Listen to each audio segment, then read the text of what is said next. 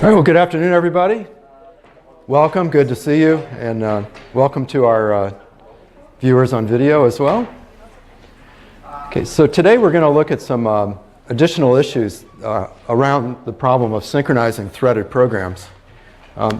First, though, let's review from last time a few of the concepts. So recall that a semaphore is a non-negative global synchronization variable. It's manipulated by P and V operations. And the P operation takes as an argument a semaphore. If the semaphore value is non-zero, it decrements the semaphore and then continues. If the semaphore value is 0, then it blocks, waiting for that semaphore value to be incremented by a V operation. After the V operation increments, after some V operation increments the semaphore, the P operation continues by decrementing S and then returning control to the caller. The V operation never blocks. First it increments the semaphore value S, and then it looks in the queue to see if there's any processes that are blocked, waiting for that semaphore to be non-zero. If there are, then it selects one of those using some unspecified criteria, and then it restarts that. It restarts that thread or that P operation that's waiting on the semaphore. Okay, and then the semantics of the P and V ensure that semaphore values are always greater than or equal to 0. Now, the first thing, we saw how to protect shared variables by using a semaphore called a mutex that guarantees mutually exclusive access to the critical sections that are updating those variables or data structures. And the way that we do this is very simple. We initialize the mutex to 1 and then surround the critical section with a P and a V. Now there's other ways that we can, so here's an example where we're using semaphores to provide mutual exclusion. But we can also use semaphores to coordinate access to shared data structures in different ways. And so the idea here, before we were using the semaphore just to protect the access to a shared variable, but we can also coordinate access in different ways by in these kind of scenarios, we're using the semaphore to keep track of state, to count things, to keep track of state, and to notify other threads of changes in state. Okay, so it's a very different usage model. And two classic examples that we're going to look at are the producer-consumer problem and the readers-writers problem. So let's look at producer-consumer first. So the idea in the producer-consumer problem is that you have a shared resource in the form of a buffer. The buffer has a bounded size, so it consists of n slots, and each slot can hold an item. Okay. There's a producer thread which produces items and then inserts them into the buffer. And there's a consumer thread that removes items from the buffer and then consumes them by acting on them in some way, processing on them in some way. So the synchronization variable, the synchronization pattern, is that the producer waits for an empty slot, right? So if the buffer's full, the producer can't insert an item into the buffer. So it waits for an empty slot, and then when it finds an empty slot, when an empty slot becomes available, it inserts the item into the buffer, and then it notifies the consumer that there's now a new item in the buffer. The consumer, of course, has to wait for an item to show up in the buffer, right? Otherwise, I mean, it can't remove an item from an empty buffer, so it has to wait for an item to be available in the buffer, and when an item becomes available, it removes it from the buffer, and then notifies the producer that there's now an available slot. Okay. So this very simple pattern is actually really, really useful and shows up in a lot of applications. So for example, a multimedia application.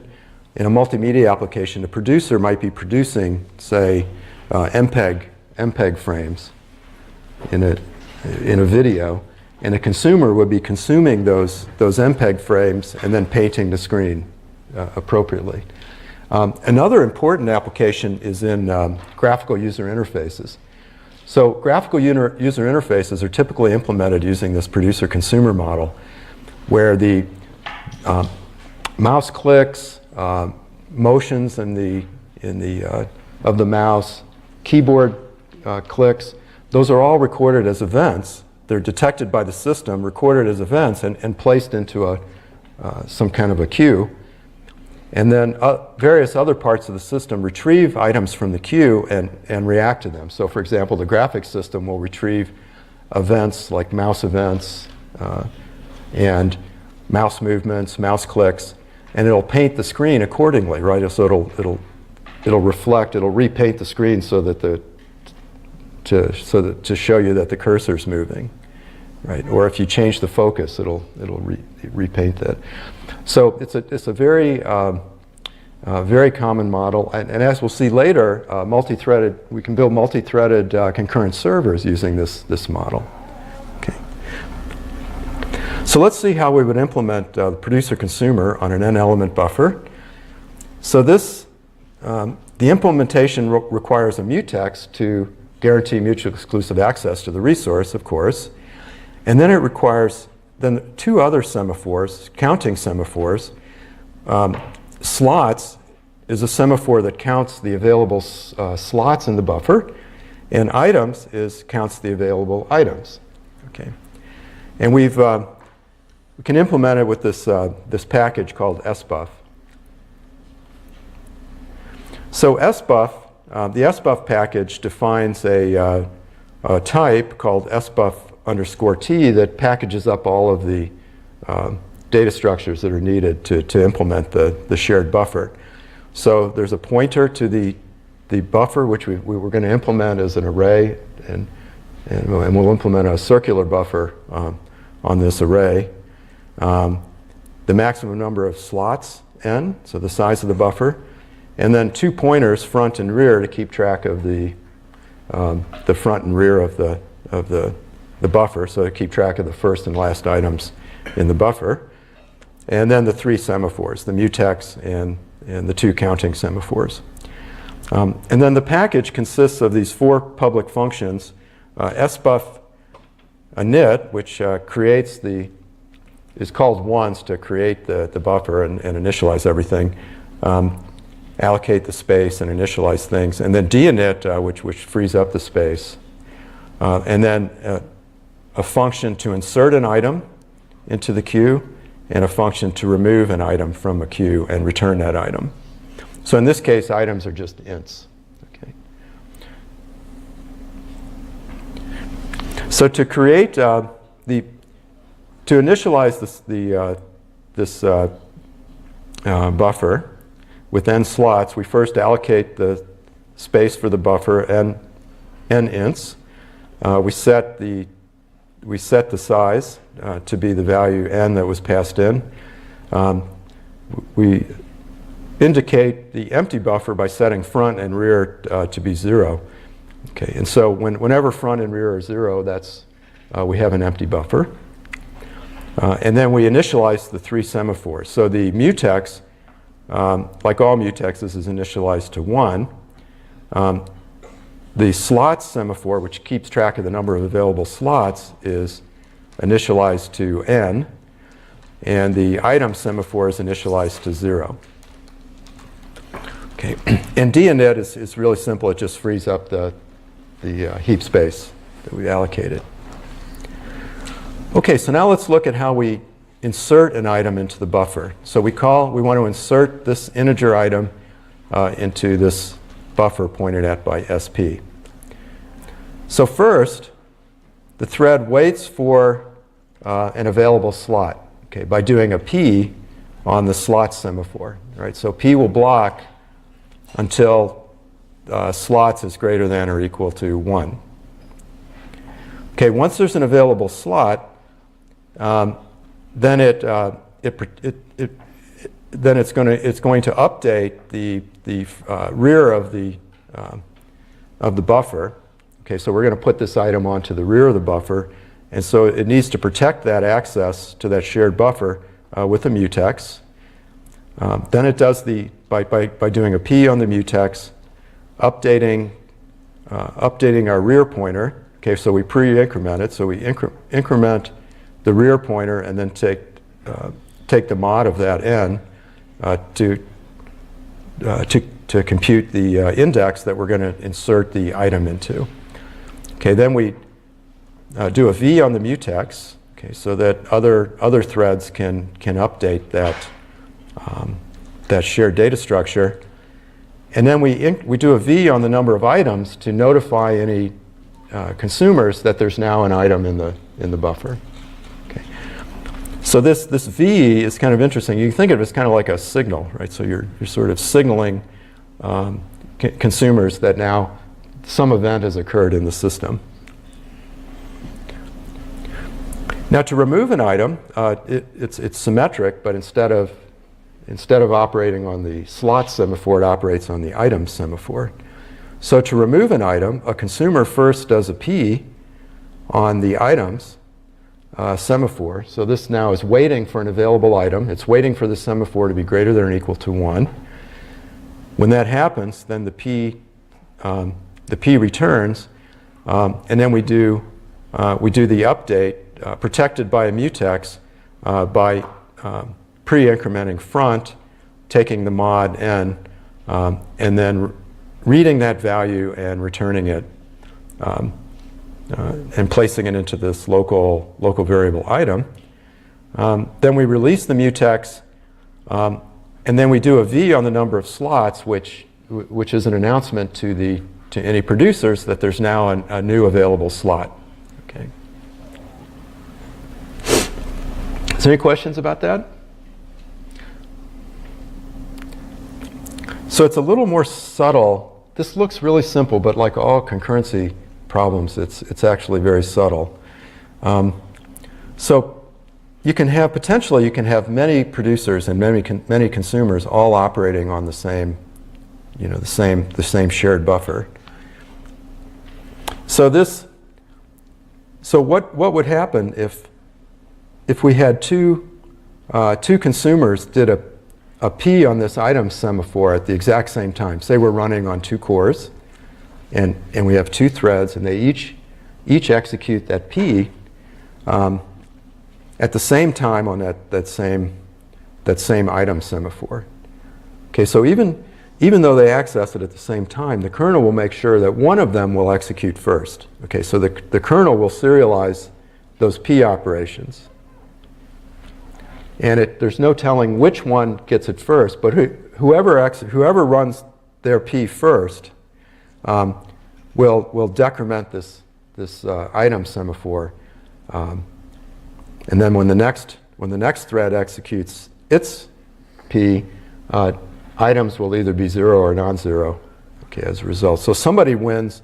It's kind of like a controlled race, and somebody wins the race, always wins the race, because the kernel is serializing these P operations and it's executing them atomically. Okay. Okay. Now there's a generalization of the mutual exclusion problem called the reader-writer problem. So with the mutual exclusion problem, we were guaranteeing each thread mutually exclusive access to its critical section that's updating a particular resource or accessing a particular resource. And we did this the exact same way whether that access was a read or a write. Okay. But that's overly conservative in this case, because we could, if all we were doing, if we had multiple threads that were just reading the resource, there would be no reason to do P's and V's on that resource. Right? If we're not changing the resource, if we're just reading it and there's nobody else writing it, then there's no need to protect, right? So for readers, we can have as many readers as we want, all at the same time reading the resource, the variable, or set of variables. And there's no need for any kind of synchronization at all. Okay. So the producer-consumer is sort of a generalization of that mutual exclusion problem, which enforces mutual exclusion only when it's absolutely necessary. Okay, so there can be as many readers reading the resource, but when a writer wants to write, then it has to have mutual exclusive access to the resource. Okay. So this is the kind of thing, this is also a very useful pattern. You have, in an online airline reservation system, you have multiple clients accessing a shared database. Okay, so as long as those clients are reading the database, they can all be reading at the same time, but as soon as somebody wants to make a reservation and update the database, then that update has to happen in a mutually exclusive way. You know, if you had like any kind of shared data structure, like a cache in a concurrent proxy, like that you're going to be writing soon, or if you haven't already started, that cache is being shared by multiple threads, and multiple threads may be reading that cache, but when you get a new page and you want to cache it, then that constitutes a write, and that write needs to happen in a mutually exclusive way. Now, the initial research, the researchers that pose this readers-writers problems define sort of several classes of reader-writer problems. The first readers-writers problems is an implementation that favors readers, right? So the idea is that no reader should be kept waiting, right? Unless a writer already has a P, has sort of acquired the lock on that, or the mutex on that resource. So in this case, you know, say there's a writer waiting to acquire the mutex, and another reader comes in, then in this implementation, that reader would get priority over the writer, and it would be able to read to do its read, and the writer would have to wait. And so, of course, now if multiple readers keep coming in, then this could starve out the writer, right? So a writer could be starved sort of indefinitely, waiting for all these readers to finish. And it's just based on, you know, based on how the operating system decides to schedule these various reader threads. The writer could be starved out. So that's what we mean by when we say that it favors readers. Now, the second readers-writers problem is the sort of the opposite of that. So it favors writers, right? So once a writer is ready to write, then it gets priority over any waiting readers. So in this case, if we have multiple writers that want to write, they could starve out readers, right? And now there's other variants that sort of deal with this starvation issue, this potential starvation issue, but we won't look at them here. So let's look at the solution to the first readers-writers problem. So initially, a thread is either a reader in this sort of simplification, or it's a writer. If we look at the writers, this is pretty simple. It's just the writers are just doing a P on this semaphore. So this semaphore W is sort of serves as like a mutex that protects the resource for writers. So it ensures that there's at most one writer at any time executing its critical section, and it does that by just this familiar P followed by a V. Okay, now readers are a little more interesting. So with the reader, we have this shared this global variable called read count, which is going to keep track of the number of readers that are waiting to read the resource. And there's a mutex, semaphore mutex, that protects the accesses, the updates to read count, okay, the reads and the writes to read count. And then there's this W semaphore, which, as we saw here, is used to protect the critical section in the writer. And initially, both of these are set to 1. So the reader in this infinite loop, in each iteration of this infinite loop, it is going to increment read count. So it protects that access by doing a P on the mutex, which is associated with read count. So only one reader can be. So this region between the P and the V constitutes the critical section corresponding to read count. So after the P completes, then we increment the read count. So now there's an additional reader. Right? So we can have potentially an arbitrary number of these reader threads. Right? So we're indicating that there's a new reader now. And if read count is 1, that means we're the first reader. Okay, so this is sort of the first reader into this implicit queue of waiting readers. So if read count is 1, if we're the first reader, then we do a P on W, okay, which now will lock out any future writers. Now, if there's already a writer that's done its P of W, then this will block, waiting for that writer to finish. Okay. But if there's no writer inside of its critical section, then this P will just decrement the semaphore W from 1 to 0, and then lock out any subsequent writers. Okay, now after it's done this increment and read of the read count variable, then it releases the mutex so that other readers can access read count. Okay, now, but it's still holding. It's holding. So this is kind of interesting, right? It's holding this semaphore that locks out the writers, but it's not holding any mutex, right? So the reader now can just read. It can do its read, and other readers that are in the same section of the code can also do their reads, right? So we're not.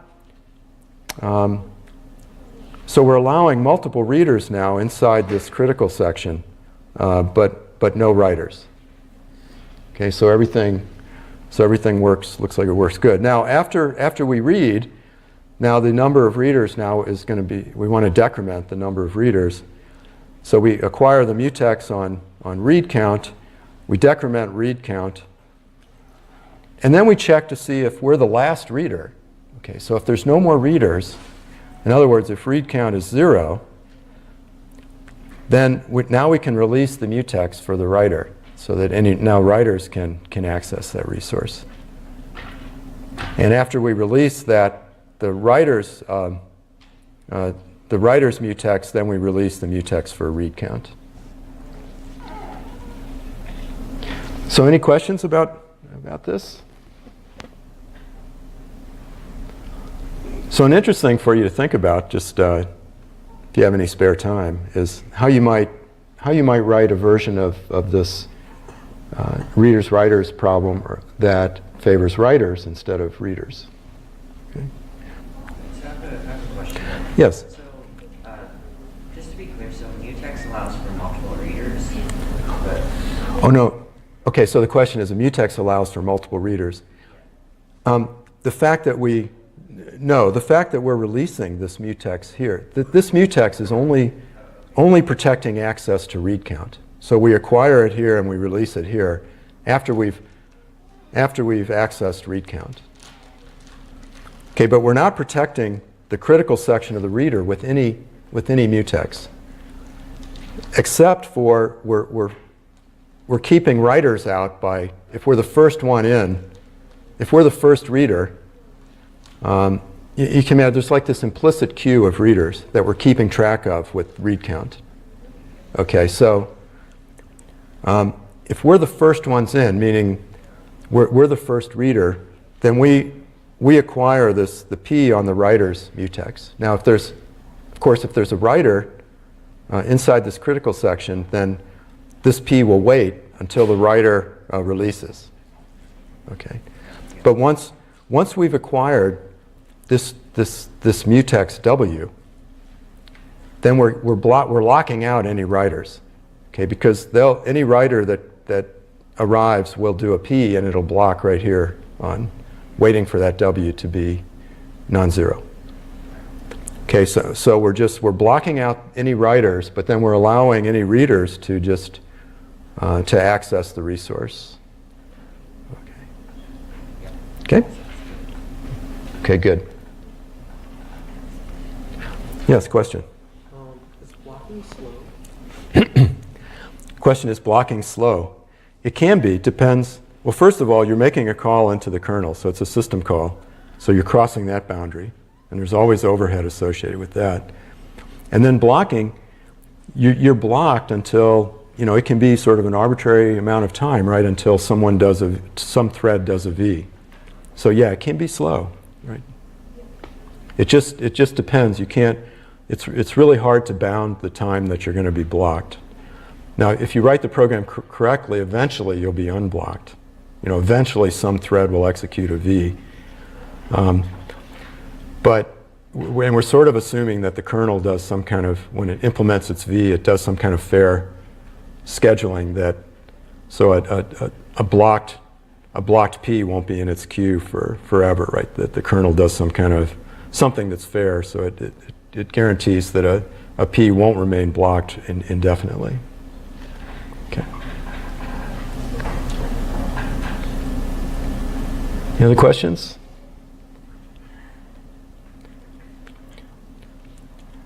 Okay, so we can kind of put all of this together and use our producer-consumer model to implement a pre-threaded concurrent echo server. Now, so far when we've used threads in all our examples of using threads and processes for servers, we created a new thread or process whenever a new connection request arrived, and then and then that thread interacted with the client, and then whenever that interaction was finished, it closed the connection and exited and killed the thread or process. Now that's okay, but it's inefficient, right? Because this creating and killing threads introduces overhead. So another way to do this is to create the threads or processes ahead of time, create a pool of threads where each thread, so we create a pool of these worker threads where each of these worker threads can interact with a client. Okay. So instead of sort of creating processes and threads on demand, we create what we call a set of pre-threaded or pre-threaded threads or pre-forked processes that do the work. So the idea is that we have this master thread in our server that's waiting for connection requests from clients by repeated calls to accept. And then when this thread receives a connection request from the client, the accept function returns a connected file descriptor, okay, associated with the connection to the client, and then it inserts that descriptor into a buffer. Okay, now remember, descriptors are just small integers that index the descriptor table, right? So they can be passed around from thread to thread because all the threads are sharing the same descriptor table, right? So the master thread puts these repeatedly accepts connection requests and inserts the corresponding connected file descriptor into the buffer. Now, each worker thread waits for so in this case, the items are descriptors. So the worker threads, they're all waiting on this for items to appear in this buffer. Okay. And when an item appears, one of the threads will remove that item. and then use that descriptor to interact with the client over the connected file descriptor associated with the connection that exists between the client and the server. Okay, so now we have these. The concurrency comes in the form of these multiple worker threads interacting with multiple clients. And then when a worker thread finishes servicing a particular client, then it just goes and it checks for the next file descriptor in the buffer. Okay? So this is much more efficient than our previous model, where for each new client we had to create a thread or a process and then destroy that thread or process once we were finished. Okay, so we're sort of amortizing all the work that we had to go through to create these worker threads by leaving them running and then replacing the destruction or the killing of that thread with replacing it with just a simple and very fast operation of removing an item from the buffer. Okay. Okay, so let's see how we would implement this. And like all of these server examples, it's surprisingly simple, right? This is a fully functioning, a real server, but we can do it in one page of code. So for this we're going to use threads for our concurrent server, and we're going to use the sbuff package. So we're going to create this shared buffer, global variable called sbuff. And we have listening descriptor and connected descriptor, and we have the client length and client adder that'll be used in the accept call, and we have the thread ID that'll be used in the when we create this thread. So now we start by in this program we're going to pass in the port number. So this server is going to be listening on some port. So we pass that port number in as the first argument.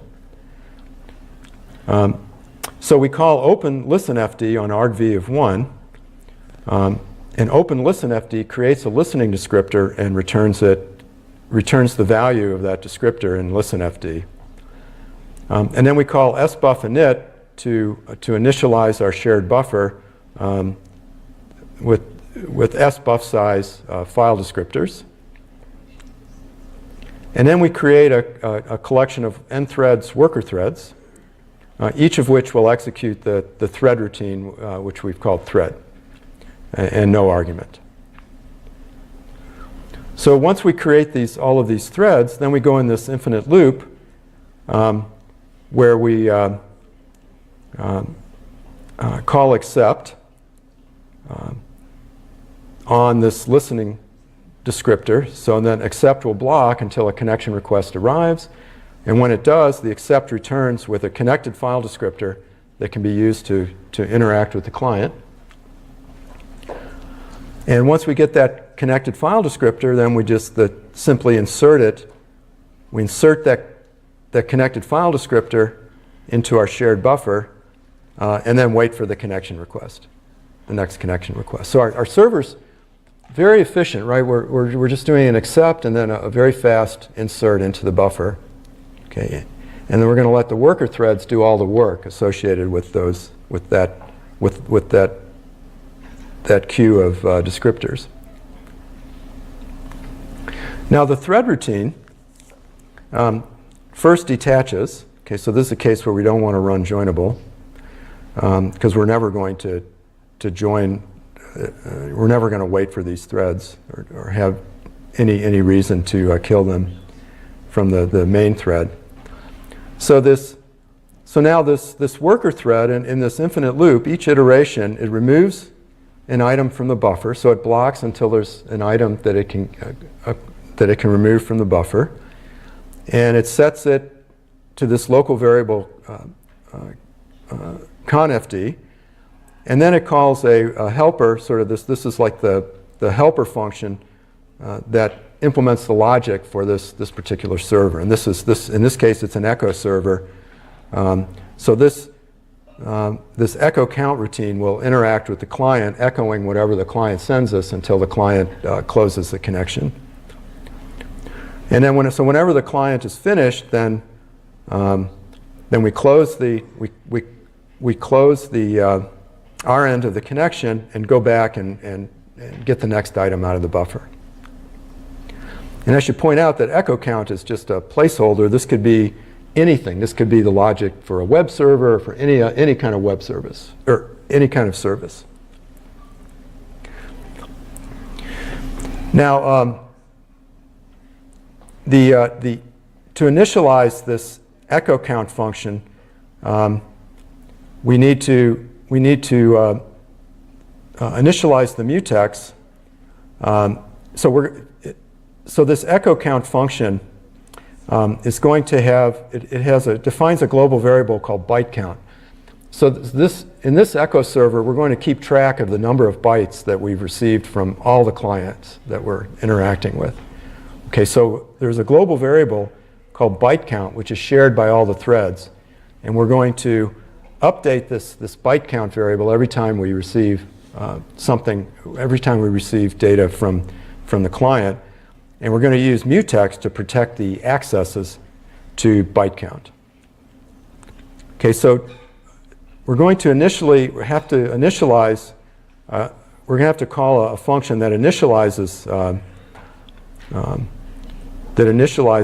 this by first initializing the mutex and then setting byte count to 0. And then within echo count itself,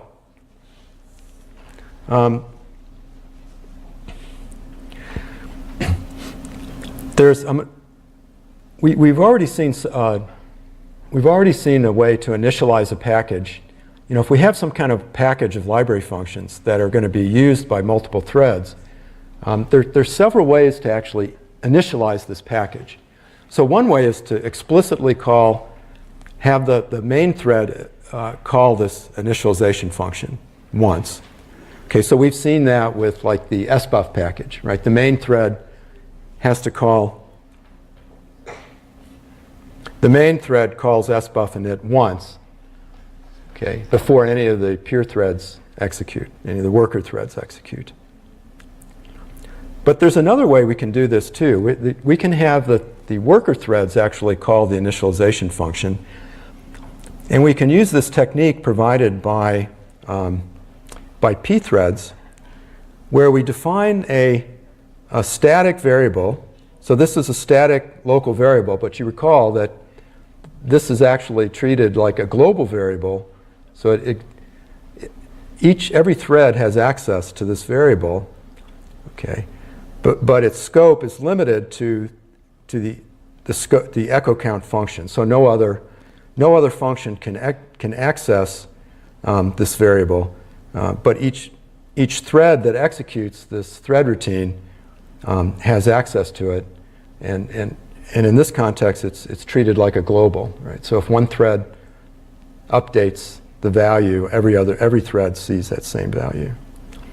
Okay, so we can use this mechanism from pthreads so we can create this variable of type pthread once t and initialize it to this special pthreads value, which is sort of like the pthreads uninitialized value. So this is a value that pthreads knows about that indicates that this variable once hasn't been initialized. And then we call the pthread once function, passing it this variable that the address of this variable that we created, and the address of the function to call to initialize whatever it is we want to initialize. In this case, the echo count, the echo count variable. And so what this does, every thread will call pthread once, but only one thread will actually call the initialization function. Only the very first thread that executes pthread once will call it. The other threads, this pthread once call will be like a no-op. Yes, question? If you're just initializing this once, why don't you just do it like once in the master? Well, that's the other option. So the advantage of this is that you can I guess the advantage is, I don't know, it's just another way you can do it. I guess it avoids having to do it in the master thread, that you can make this package sort of self-contained, right? That you're not really counting on the master doing anything. But yeah, that's the other way we could have done it. So I just wanted to show you this other technique. Okay, so once we initialize, once some thread calls a init echo count, then we initialize the Rio package for all of our accesses on this connected descriptor. And then we repeatedly read a line of text from the client. Okay. And then in a protected way, we increment byte count with the number of bytes that we received from the client, which is returned by this Rio read line B function. And then we print a little message just to sort of keep track, so we can see, keep track of our running total. And then we release the mutex on the byte count, the global byte count variable, and then we echo that line back to the client. Okay. So any questions about that? Yes, question. Just to confirm about like the static variables.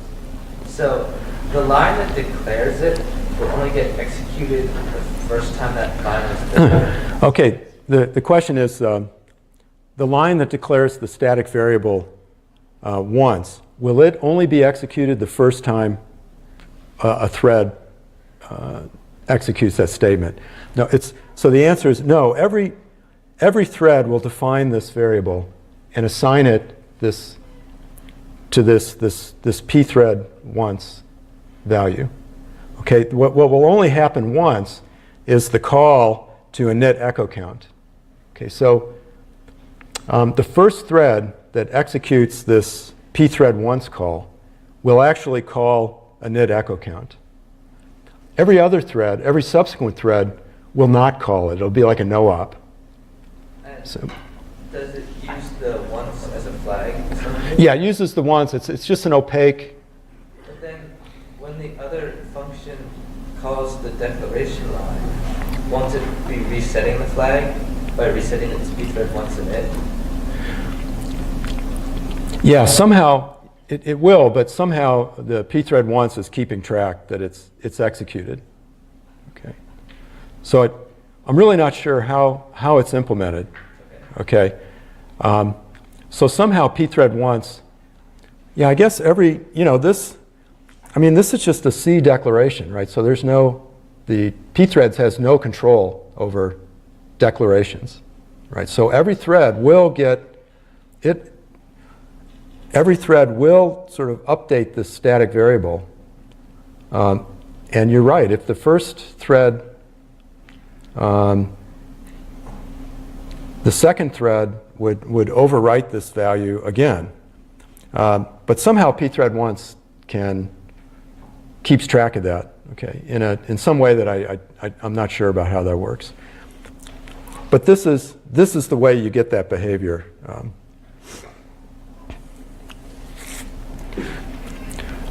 Okay, now there's some other issues around synchronizing threads, sort of correctness issues that we have to be aware of. And so I hope you're sort of getting the sense that this threaded programming is kind of a tricky business, right? And so one issue that we always have to be aware of is this idea called thread safety.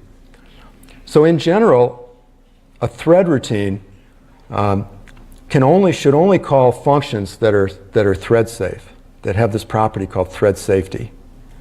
Okay, and a function is thread safe if and only if that function can be invoked by multiple threads at the same time. Okay, so if we have a function f, it's thread safe if and only if its execution can be interleaved by multiple threads. Okay. And so we can identify 4 different classes of thread unsafe functions. So one class is the functions that fail to protect shared variables with mutexes. Okay, so we've already seen that with bad count.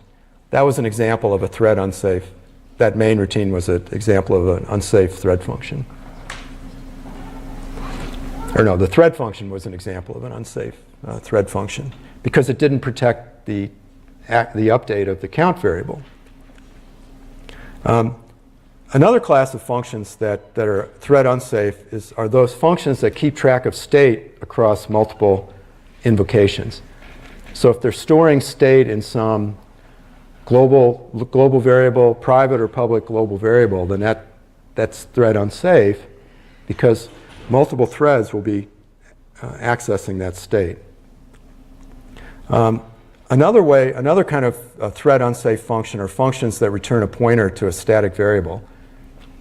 So there's a number of functions in the standard C library that were written before threads were even on anybody's radar.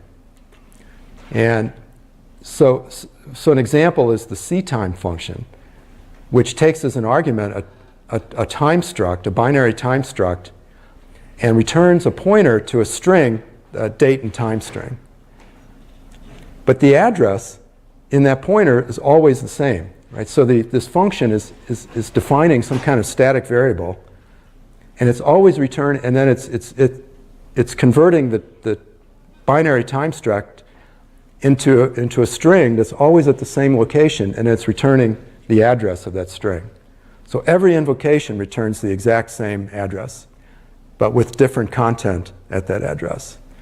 Okay, and this, they didn't realize that this was a bad thing to do for threaded programs because nobody was writing threaded programs at the time. And then obviously any function that calls a thread unsafe function is thread unsafe. Okay, so let's look at these different classes of functions. Okay, so the class 1 functions fail to protect shared variables. And so the fix, as we've seen, is to use P and V to guarantee mutually exclusive access and thereby protect the accesses to the variable. So we saw this with that good count program. And then the problem is, and also as we saw with good count, is that the synchronization operations can be slow. So if they're in a tight inner loop, it can really slow your program down. Okay, the class 2 thread unsafe functions rely on some kind of persistent state across invocations of that function. Okay, so the classic example is the libc rand function, an implementation of which is I took from the K&R book. So this rand, this is a pseudo-random number generator. It's pseudo-random in the sense that if you give it the same key, it'll return the same sequence of values. Okay, so this is kind of nice because it allows, when you're testing, it allows repeatability. So every time you call it, if you call it with the same seed, you're guaranteed you'll get the same results. And the way this is implemented is that there's the seed. There's a seed variable called next, which is used in each iteration of the random number generator, and it's defined as a global, private. So static makes it private, so it's not accessible to programs that are calling the rand function, but it's used by the rand function. And so this variable is initialized to 1. There's a function called srand, which allows the user to set the seed value. So the default seed value is 1, but if the user calls srand, they can pass in a seed, which is just assigned to this next variable. And then each iteration of rand does an operation on the seed. So it takes the next value that's going to be used is a property of the previous value, the function of the previous value. And then it returns a pseudo-random number that's a function of that next value. Okay, so it's relying on this, each iteration, each time you call rand, you're relying on this next value that was computed by the previous time that you called rand. Okay, now this is perfectly fine, and there's no problem with this in a non-threaded situation. But what happens if multiple threads now So suppose you have multiple threads, and they're each calling this rand function, sort of interleaving calls to rand. Okay, the fact that rand is relying on this previous state, if multiple threads are calling rand, it's going to break this pseudo-random property. So each thread, the random numbers that each thread gets back are not only a function of the seed from the previous time that thread called a function, but also a function of the other threads that are calling it, right? So if a particular thread calls this random number generator multiple times, it potentially won't see the same sequence of pseudo-random numbers because other threads will be jumping in. Okay, so it's not incorrect in that the program will fail, but if the program is counting on the pseudo-random property, then it creates a problem. Okay, so the solution to this is to rewrite rand and require the caller to keep track of this next variable. Okay, so each caller will keep its own local copy of next, and it'll pass in a pointer to rand. Rand will compute that value, so now this will be updating state in the calling thread, but this is local state on that thread stack. Okay, so every thread will have its own copy of next. So, but we have to create a new function, and we'll call it underscore R. This stands for reentrant, which is a property we'll look at in just a second. But it's more work for the programmer because now the programmer has to maintain this next value. Okay. Okay. Another way that threads that functions are unsafe are these functions that always return a pointer to the same global variable. Or typically it's a static variable, but they always return the same value each time, the same address. Okay, so you can see this is similar to that race that we encountered before, where we were passing the address of a connected file descriptor to a worker thread. Okay, so now we're creating a race. So let's say one thread calls this function. So for example, ctime takes this time struct as an argument, okay, which it can correspond to an arbitrary time. It could be the current time or just some arbitrary time that the caller constructed. And it returns a pointer to a char star. So it returns a pointer to a string that represents the date and the time. Right? So an ASCII string that represents the date and time. But it's always returning a pointer to the same location in memory. Okay, so you can see the problem. If thread A calls this ctime function with one time struct, it gets back a pointer to the character string corresponding to that time struct. But now let's say before thread A can read that string, another thread calls ctime. And that instance of ctime will overwrite the copy of the time string for that thread A computed. So when thread A finally gets a chance to access that time string, it's accessing thread B's time string and not thread A's time string. Okay, and it just depends if thread A can get to that and read that variable before thread B overwrites it, then everything's fine. Otherwise, thread A is accessing the wrong time string. Okay, so there's a couple of ways to fix this. Like, we could rewrite the function, the ctime function, to take add another argument that passes in the location, the address of the time string. So we could require the caller to allocate space for the time string and pass in the address to the ctime function. Okay, but this would require us to change all the instances where we call ctime. But we'd also have to change the implementation of ctime in the libc in the library, right? And so we can't, we don't have access to libc source on our system, right? So that's just not a feasible thing. Plus, it would break every other program that called ctime, right? So we just can't do that. A better option is to create a new function of our own, okay, called ctime underscore ts for thread safe. So we'll create our own sort of wrapper function for the ctime. And we'll use a technique called lock and copy to provide thread safe access to ctime. So the way it works is that we'll write this new function ctime underscore ts, which just like ctime takes this a pointer to this time struct, but then it adds a second argument, which is a pointer to the thread's private copy of the time string.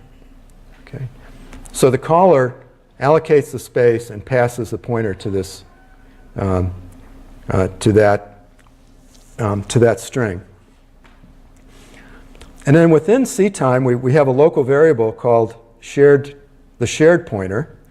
Okay, so this is going to point to that shared global data structure that ctime is accessing. And so first we do the lock, that's the lock part of lock and copy, by acquiring a mutex. And then we call ctime. So only one thread at a time will have this mutex. So whatever thread, so once we return from P, we know that we're the only thread in this critical section. So we call ctime, the normal libc ctime function, which returns a pointer to this same location. And then we do the copy part. We copy that string to the private string that was passed into our function. Once we've done the copy, then we can release the mutex, and then we return a pointer. We return private P back to the caller. Right? Okay, so, and we don't, this is just more of a convenience to the caller, because programs that are using ctime are expecting to get that pointer back. Okay, so by using lock and copy, we have to make changes. We have to write this new function, but it's fairly simple. And then we have to make changes every place in our program where we call ctime. We have to update those to calls to ctime underscore ts and create this local string array. Okay. Yes. Confused by why it has to be a pointer, or like why it's not just any type of variable that would cause this kind of condition, or why it's just a pointer that would cause it to right? Well, typically these functions are returning pointers to some data structure, and so they're sort of updating the data structure and then returning a pointer to it. So it wouldn't make sense. I don't know how. I guess it could return a struct, and it would always return. No.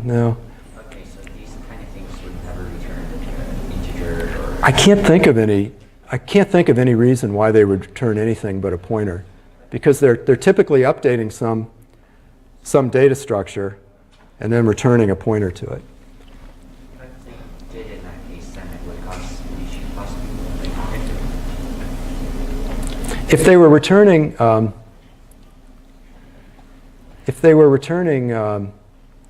scalars, those scalars would always be returned in EAX or RAX, right? So actually that would be okay, right? It would just be, it's the pointer that causes the problem, because it's always returning that value in EAX, but it's always returning the same value in EAX, always pointing to the same data structure. Okay, good. Okay, now one potentially significant disadvantage of lock and copy is that this copy might not always be as simple as just doing like a stir copy. If it's a complex, if if the function that you're calling is computing some complex data structure, like a nested, a struct which contains structs and pointers to arrays, then this copy can get quite complicated, right? It would require what we call a deep copy. So that can be very difficult too. But in this case, it's simple. We're just copying one string to another. Okay, and then finally, the fourth class of thread unsafe functions are functions that call unsafe functions, right? So it's kind of obvious. And then the obvious fix is to not call thread unsafe functions from within your function, and then you can make it thread safe. Now, there's a very interesting and important subclass of thread safe functions called reentrant functions. So a function is reentrant if it contains no accesses to shared variables. Okay, so if every variable that it accesses is contained is declared as a local variable and stored on the stack for that function. Okay, that's called a reentrant function. And because there's no accesses of any kind to shared variables, there's no synchronization required because every function is accessing its own local copy of all the variables. And if multiple threads execute two instances of a reentrant function, it's okay. Each thread has its own separate stack, so you don't need to worry about any kind of synchronization. They can run independently. So the reason reentrant functions are so important is because it's expensive to do synchronization. And so you can avoid it completely with these reentrant functions, so they're efficient. So as the diagram shows, every reentrant function is thread safe, but not every thread safe function is reentrant. So we saw that before, right? When we have a function that accesses a shared variable, we can make it thread safe by protecting it with a mutex. Okay, but it's not reentrant because it's accessing shared variables. Okay.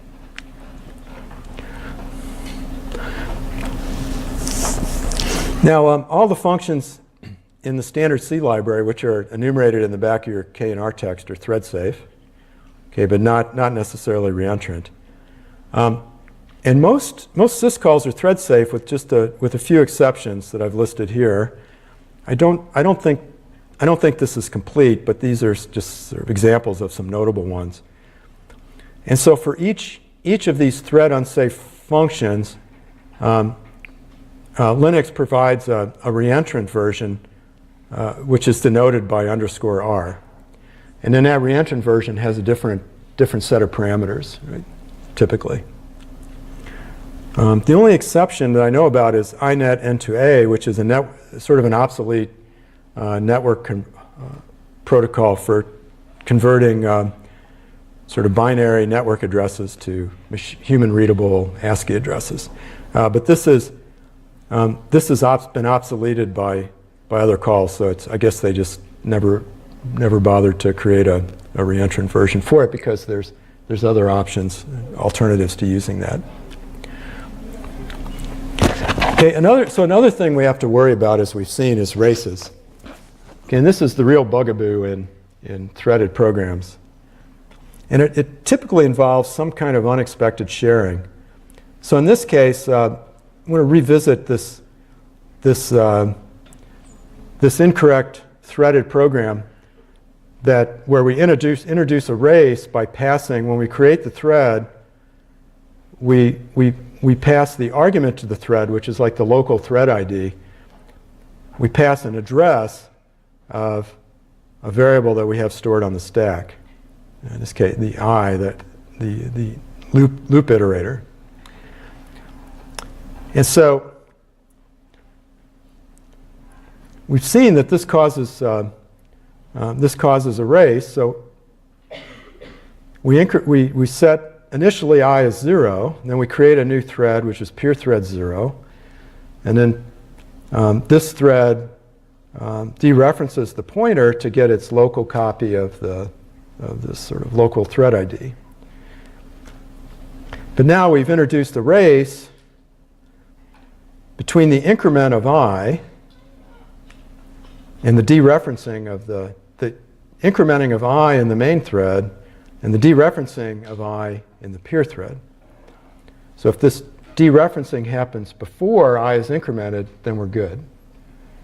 But if this dereferencing happens after we increment I, so in other words, when I equal 1, then we get the wrong value in the peer thread for my ID. So you might wonder, I think there was a question before about, this seems, the odds of this happening seem so low. Why are we even worrying about it? So we actually, just to sort of test this out, we wrote a program to see if we could actually see this race in practice. And that's one of the great things about like 213 is that we can just try stuff out, right? So we just tried it out. So we wrote a simple main thread that creates 100 different threads, each with we passed as the argument we passed the address of this local variable I. Okay. And then in each peer thread, we detach the thread, dereference, and then we have a function that saves the value. So we're storing that value of I for future reference. Okay, so now if there's no race, each of the 100 threads would get a separate, distinct thread ID, right? So each value 0 through 99, if we made a histogram of it, there would be exactly one instance of each value of I. Okay. But if there was a race, there would be, for some values of I, there would be multiple instances that were encountered in multiple threads. Okay, so you can see if we go back here, if the peer thread loses the race and I gets incremented before it can dereference, now we've got peer thread 0 actually gets an ID of 1. Okay. And then peer thread 1, if there's no race, it'll get the correct value of 1. So now we've got 2 instances of 1. Okay. So let's look. So this is the case. So we've plotted the results for a case where there's no race. So along the x-axis, sorry, this is too small. The x-axis gives us all the 100 values of I, 0 through 99. And then the y-axis is the count. So this is we're doing a histogram of for all the values 0 through 99. So in this case, every value has exactly one instance, so no race. There was no race no races involved in all 99 or all 100 instances. If we run it on a single core laptop, so now each thread is sort of taking its turn on a single core, it happens a few times, right? So there's a few times where the one thread gets preempted and the other thread begins to run before it can. So the peer one thread gets preempted before it can dereference the variable, so it gets the wrong value. But it's not very common. It happened 1, 2, 3, 4, 5, 6, 7 times. But now if we run this program on a multi-core server, you can see it happens a lot. In fact, it happens most of the time. So we almost never get the correct value for my ID. Okay, so this is just another example of some of the things that can just drive you crazy if you're not careful when you program in threads with threads. Okay, and so as we saw, the way to eliminate these kind of erases is to avoid the sharing of state, and in this case by allocating for each thread allocating a separate block in the heap that'll hold the local ID for that thread, and then passing a pointer to that unique block of storage to the thread. Okay, so if all of that isn't enough to worry about, and by now you should be losing sleep at the very thought of writing a threaded program, another thing to worry about is deadlock. Okay. So here, a program is deadlocked if it's waiting for some condition to occur that will never occur. Okay. So let's say a typical scenario, right? P is a potential, the P operation is a potential problem because it blocks, right? And it's waiting for that semaphore that it's blocking on to become non-zero. Well, it's not too hard to imagine scenarios where there's some combination of P's, of P operations that sort of block each other out, okay, and make it impossible for the condition they're waiting on to occur. So, for example, let's say you've got two threads that need two threads, 1 and 2, that need two different resources, A and B, in order to proceed. So they have to do a P on the mutex that's associated with the mutexes that are associated with these two resources. So let's say process 1 acquires A. So it does a P on A's mutex. That's 1. It's okay. So it succeeds. So it acquires that resource. And then it gets preempted by thread 2, which acquires B first. Right? Instead of acquiring A, thread B, for some reason, acquires B. So now thread A holds the lock on resource A, and thread 2 holds the lock on resource B. And so now, let's say thread 2 gets preempted, and thread 1 runs, and so now it's waiting. It tries to acquire the lock on resource B, but thread 2 holds that lock. And at the same time, thread 2 tries to acquire the lock on resource A, but process 1 is holding that, right? So so here's a case where thread A is waiting for this semaphore associated with B to become non-zero. So it's blocked in this P operation, and at the same time, thread 2 is blocked in the P operation for resource A. Neither of those semaphores will ever be released, so thread 1 and 2 are deadlocked. Okay, and it happened because there was this innocuous little bug in this case where the threads acquired their resources in different orders.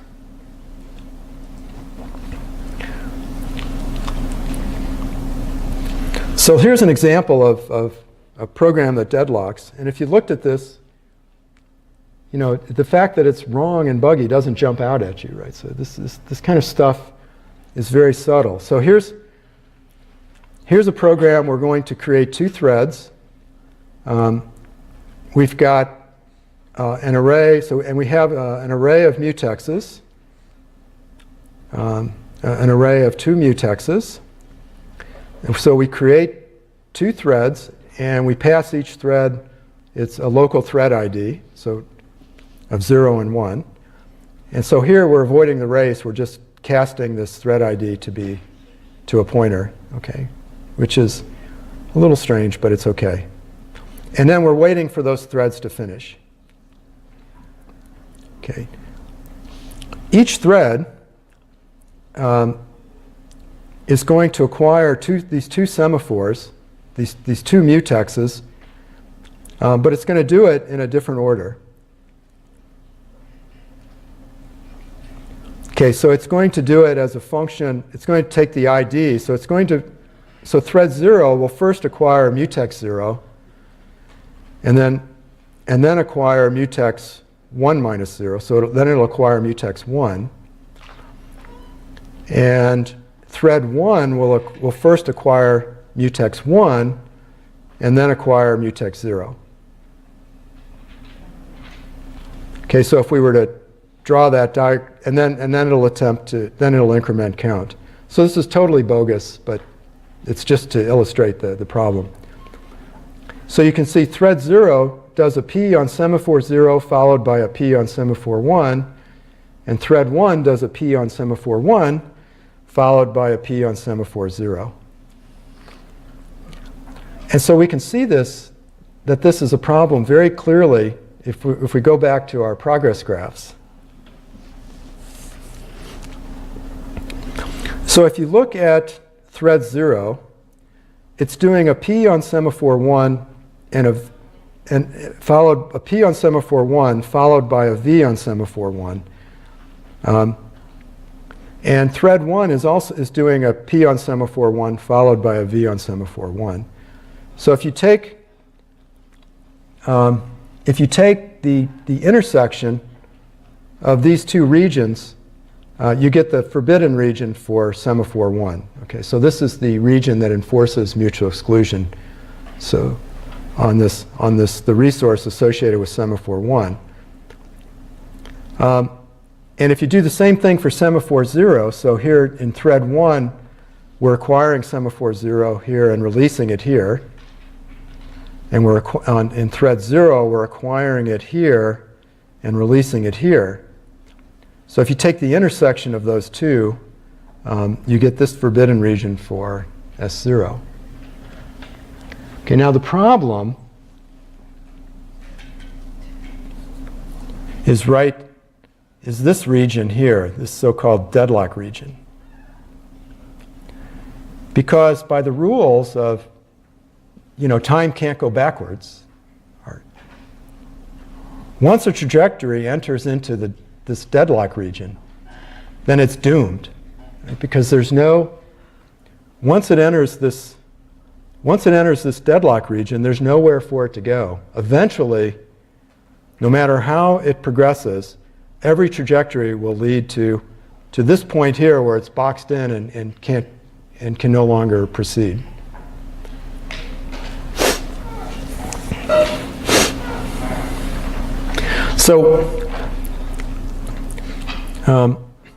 And interestingly, this region back here, on the sort of the tail end of these two forbidden regions, this represents states that can never be reached. So these are unreachable states, which may or may not be interesting.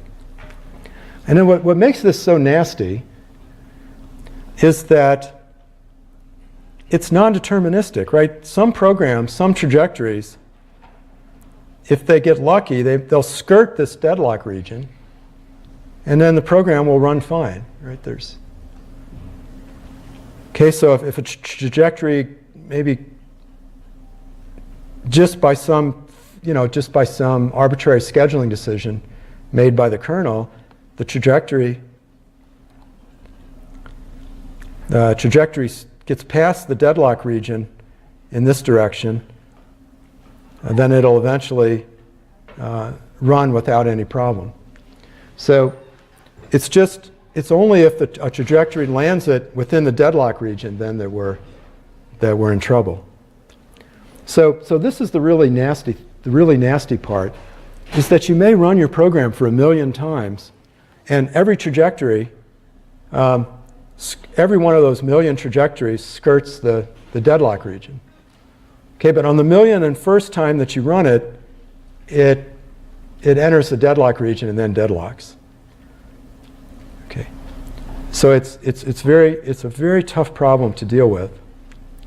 Now, fortunately, it's easy to avoid if threads that are acquiring locks on resources acquire all those locks in the same order.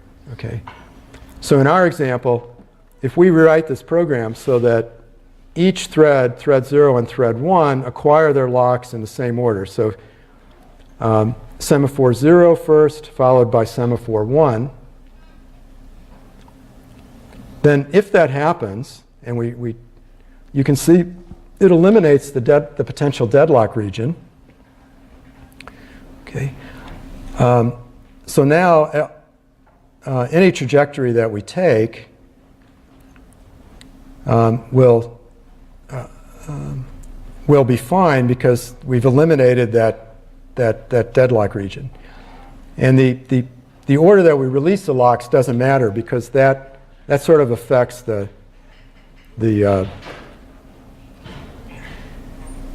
it affects this sort of unreachable region, you know, the size and shape of this unreachable region. But the order that we release the locks can never introduce a deadlock region. Okay, so that's it for today. Hope you all have a very nice Thanksgiving holiday, and we'll see you on Tuesday.